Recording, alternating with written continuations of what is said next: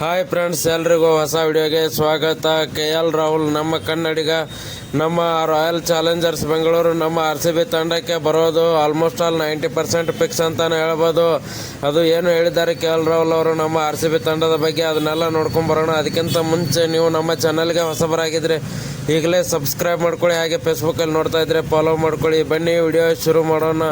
ನಿನ್ನೆ ನಡೆದ ಖಾಸಗಿ ಸಂದರ್ಶನವೊಂದರಲ್ಲಿ KL ರಾಹುಲ್ ಅವರು, ನಾನು ನನ್ನ ಸ್ವಂತ ಆಟ ಆಡ್ತೀನಿ, ಲಕ್ನೋ ಸೂಪರ್ ಜೈಂಟ್ಸಲ್ಲಿ ನನಗೆ ಯಾವ ಥರ ಇದು ಅವಮಾನ ಆಯಿತು ಅದನ್ನೆಲ್ಲ ಹೇಳಿದ್ದಾರೆ. ಹಾಗೆ ನಾನು ನಮ್ಮ RCB ಅಂದರೆ ನನಗೆ ಅದು ಒಂದು ನನ್ನ ತವರ ಮನೆ. ನನಗೂ ಕೂಡ RCB ತಂಡಕ್ಕೆ ಆಡೋಕ್ಕೆ ಇಷ್ಟ ಇದೆ.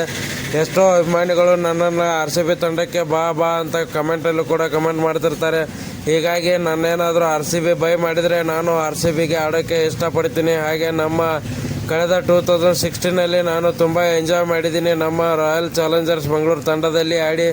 ಬಟ್ ಇವಾಗಲೂ ನನಗೆ RCB ತಂಡದಲ್ಲಿ ಆಡೋಕ್ಕೆ ಇಷ್ಟ ಇದೆ. ನನ್ನನ್ನು ಅವರು ಬೈ ಮಾಡಬೇಕು. ಅವರು ಬೈ ಮಾಡಿದರೆ ನಾನು RCB ತಂಡಕ್ಕೆ ಆಡೋಕ್ಕೆ ರೆಡಿ ಇದ್ದೀನಿ ಅಂತ ಹೇಳಿ ಲಕ್ನೋ ಸೂಪರ್ ಜೈಂಟ್ಸ್ ತಂಡವನ್ನು ತೊರೆದು ನಮ್ಮ RCB ಕಡೆ ಮುಖ ಮಾಡಿದ್ದಾರೆ. ಹಾಗೆ ನಮ್ಮ RCB ಮ್ಯಾನೇಜ್ಮೆಂಟ್ ರೆಡಿ ಆಗಿರಬೇಕು ಅಂತಲೇ ಹೇಳ್ಬೋದು. ಯಾಕಂದರೆ ಹರಾಜು ಇನ್ನೇನು ಕೆಲವೇ ದಿನಗಳಲ್ಲಿ IPL 2025ನ ಹರಾಜು ಪ್ರಕ್ರಿಯೆ ನಡೆಯಲಿದೆ. ಅದರಲ್ಲಿ ಎಲ್ಲ ಟೀಮ್ಗಳು ಕೂಡ ಪೈಪೋಟಿ ನಡೆಸ್ತಿರ್ತವೆ.